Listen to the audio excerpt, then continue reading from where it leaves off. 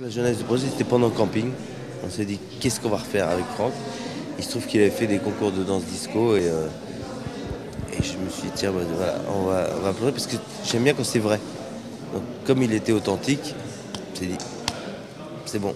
Et puis c'est une façon de visiter, d'avoir le parfum des samedis soirs quand on allait sur les dance floors et qu'on était les princes de la nuit le temps d'un titre disco.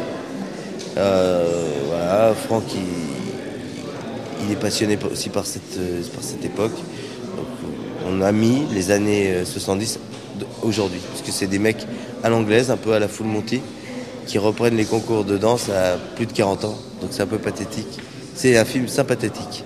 Je crois me souvenir avoir dit à Fabien, tiens, tu sais, dans les trucs comme ça que je faisais quand j'étais jeune, c'était le disco. Moi, j'aimerais bien faire un truc autour du disco. Fabien a flashé tout de suite, mais on va faire un truc autour du disco. Après, on verra quoi. Et même, je me souviens, dans Camping, il y a une scène où je danse sur les tables pendant le bal, et on s'est dit, n'en faisons pas trop, gardons-en pour disco. Et puis voilà. Puis après, on a cherché, c'est une histoire qui se passait dans les années 70, mais de nos jours, et qui pouvait s'appeler disco. Avec la même équipe, Manu Bose, Philippe Guillard, la même équipe d'auteurs que Camping. C'est des gens qui habitent Le Havre, qui travaillent, d'autres sont au chômage. Ils sont trois, hein, les Bee Kings, comme les Bee Gees avec 2 E. Et donc il reforme son groupe. Il y a Nonoï qui travaille chez Darty, il y a Walter qui travaille sur les docks, et puis il y a Didier Travolta qui travaille pas, qui vit chez sa mère. Et ils reprennent les concours de danse disco. Et voilà, c'est une façon de parler des gens encore que j'aime bien, moi, les gens populaires, les gens simples, mais qui ont une poésie auquel je suis très attaché. Je crois qu'à la fin, on fait plus moderne. Je dis, faut qu'on soit plus cool.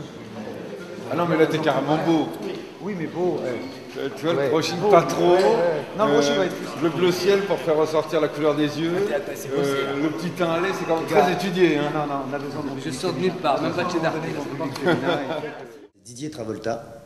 Alors, Didier Travolta, c'est un chômeur de 40 ans. Enfin, il s'appelle Didier Grain-d'Orge au début du film, puisque c'est son vrai nom, et qui vit dans le quartier du Grand Large, au Havre. C'est un gars dans un quartier populaire. Il est au chômage, il n'a pas beaucoup d'argent. Puis il a un petit garçon qui vit chez sa maman en Angleterre. Et sa maman ne veut pas lui envoyer le petit garçon pour les vacances, si c'est comme tous les ans, pour le faire traîner dans les PMU. Elle veut qu'il aille vraiment en vacances, mais il n'a pas d'argent. Et coup de chance, il recroise Jackson, Gérard Depardieu, qui est l'ancien patron du Gin Fizz, qui réouvre le Gin Fizz et les concours. Et il se trouve que le prix du concours, c'est un voyage en Australie pour 2 personnes. Alors, Didier va-t-il remettre les boots ou pas? Décide de remettre les boots et redevient Didier Travolta pour gagner le concours de danse. Voilà. Et puis après, bon, comme ça va être difficile, comme Jackson lui dit, t'as vieilli en gros. Maintenant, depuis que t'as fermé les rideaux, il y a des corbeaux qui se sont posés sur la tringle. Il y a Angelo Mazzerato, il fait ce que tu faisais de mieux. En mieux. Et donc voilà, il réunit ses copains, les Bee Kings, Samuel Le Bihan, Abès Zamani, pour reformer le trio qu'il avait de danse dans les années 80 et gagner le concours. Elle s'appelle France Navarre, c'est un professeur de danse classique, un peu, on va dire, psychorigide et qui tient une sorte de cours de danse, d'école de danse, et puis un jour dans sa vie débarque un ovni. C'est Didier Travolta, alias Franck Dubosc, et qui va l'entraîner dans une sorte de remise en question assez surréaliste, et qui va lui demander d'être son coach. Donc elle va devenir le coach de Franck Dubosc, Didier Travolta et les Bee Kings, donc les 3 garçons, Samuel et Abès. Neneuil, c'est l'homme qui pleure que de Neuil. Ah, c'est mignon comme personnage. Donc il travaille chez Darty et il est avec sa femme, il y a un enfant, donc son enfant, et sa femme s'appelle Coco, qui est jouée par Christine City, et disco, il ne faut plus en parler dans la famille, donc c'est tabou. Jusqu'au jour où Didier, donc Travolta, qui est joué par Franck Dubosc, qui vient nous demander à Walter et moi, Walter qui est joué par Samuel Le Bihan, de refaire le groupe, parce qu'il y a un concours qui pourrait se terminer par le gagnant pourrait aller en Australie. Et comme ça lui permettrait de récupérer son fils. Donc nous, on va le faire pour son fils. Effectivement, Walter, c'est un personnage qui me va bien. Parce qu'il est à la fois il est assez fermé, assez mystérieux. C'est-à-dire, je suis pas quelqu'un qui parle énormément, donc il me ressemble dans ce sens-là. Et puis, par contre, quand il danse, il s'éclate, quoi. Physiquement, il s'éclate. Voilà. Et j'aime bien ce personnage qui est dans une lutte sociale, puisque le port est en grève et donc il lutte pour des acquis sociaux. Et j'aime bien ce personnage qui lutte et qui s'accorde une part de rêve, un moment où ils oublient tout, le moment où ils dansent.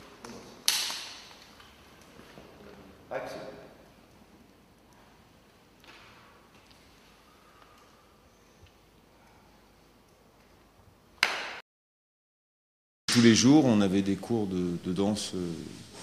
On avait 3 heures de danse. Donc c'est Reda, le chorégraphe, et Marie-Laure Philippon qui était notre prof de danse. Donc c'était tous les jours.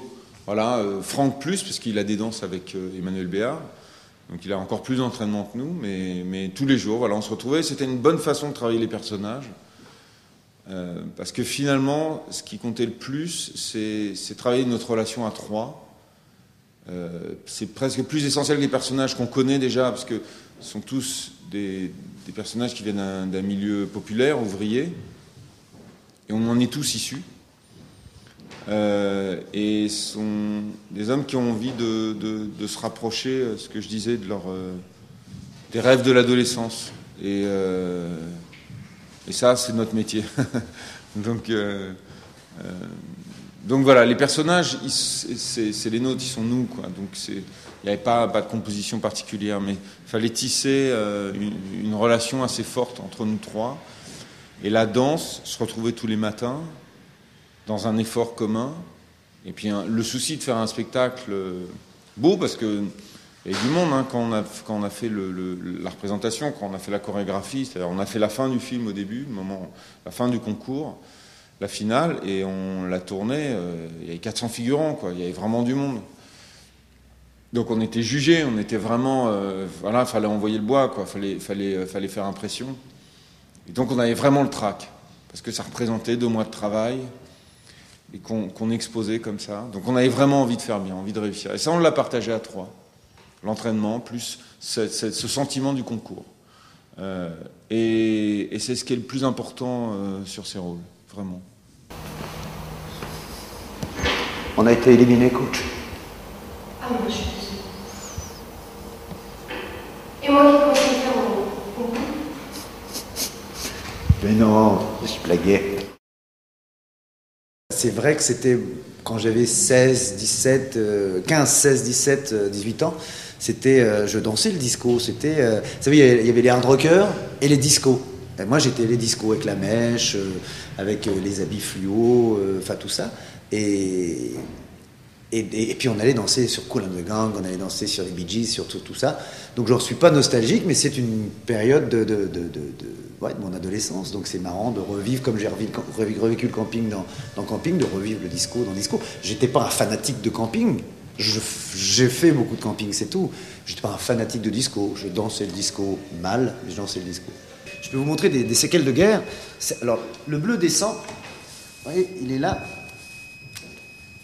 Je ne sais pas si vous voyez ce bleu, qui au départ était là, est descendu là, puis là, puis là. Ça, c'est en faisant un grand écart. Alors j'ai fait une déchirure et un épanchement de synovie sur le genou, que je ne vous montre pas par décence. Et voilà, pour la scène finale du film où on danse la danse finale. Et là, il y a un moment donné, on fait chacun un solo, et moi, dans le mien, je tournoie, je fais un grand écart et je tourne sur moi-même. Et bon, ben voilà quoi. C'est comme une voiture qui fait un tonneau, hein. Je veux dire que ça se remet pas tout seul. Donc voilà, j'ai mes séquelles, mais c'est dans la boîte.